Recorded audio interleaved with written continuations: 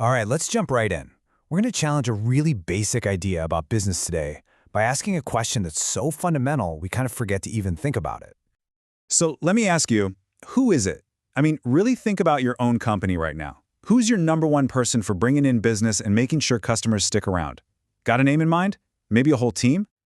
Okay, so the obvious answer, right? It's got to be the sales team. That's their whole job. They've got the training, the quotas, all that stuff.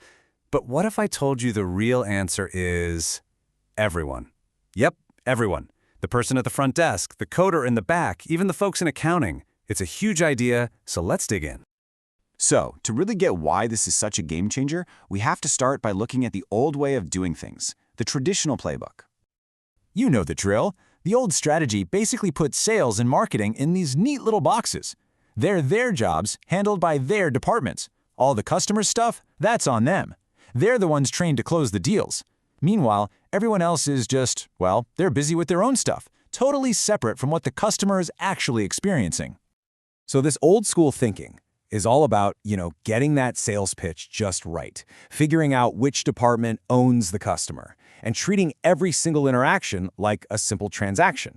And look, it works to a point, but it's super limited. Why? Because it completely misses the one thing that matters most. And that one thing is what we're calling the feeling factor. Seriously, this is the most critical piece of the puzzle for building real loyalty, and it's the one most companies totally overlook. This is really the core of the whole thing. Think about it. You could have the world's best product, the lowest price, the coolest ads, but if the customer's feeling about you is bad or even just meh, none of it matters. That emotional connection, that's everything. Yeah, let that one sit for a second. Gaining and retaining customers is about how you make them feel. See? It's not about a one-time sale. It's about building an actual relationship that's based on good feelings. So, the big question is, how on earth do you do that? How do you get your whole company to create that feeling?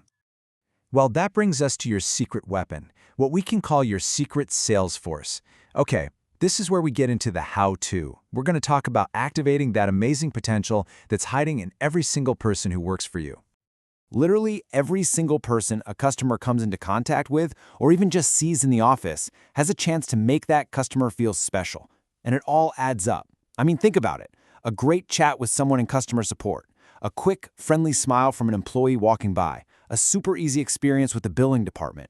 All those little things pile up and create this one big positive feeling. Okay, I know what you're probably thinking right now. Wait, are you saying I have to get my engineers to learn sales scripts? Are my accountants going to have to start cold calling people? Because yeah, that sounds like a total nightmare for everybody involved. And the answer is a big, fat no. Absolutely not. This is not, I repeat, not about turning everyone into some kind of smooth-talking salesperson. Actually, it's the exact opposite. It's all about being authentic. They don't have to pitch anything to help make sales. So, what does this actually look like day to day? Well, you could call it the non-sales pitch, and it is so simple. Step 1, just offer a welcoming look, a smile. Step 2, start a friendly low-pressure chat. A simple, how's your day? Step 3, give a little help. Hey, I can find the right person for you. See? These aren't sales tactics, they're just human connection tactics. And the payoff for these tiny human actions is huge.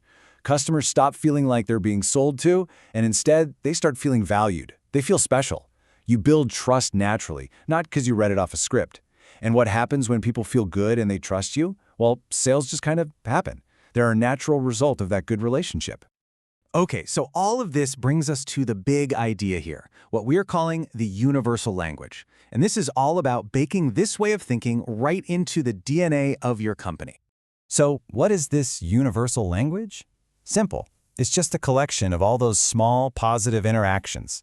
It's the smiles, the quick chats, the little offers of help, all of it, coming from everyone in the company that makes a customer feel like you actually see them and you actually value them. Look, this is a massive shift in thinking. It means tearing down those walls between departments. It's about getting your entire company involved in keeping customers happy.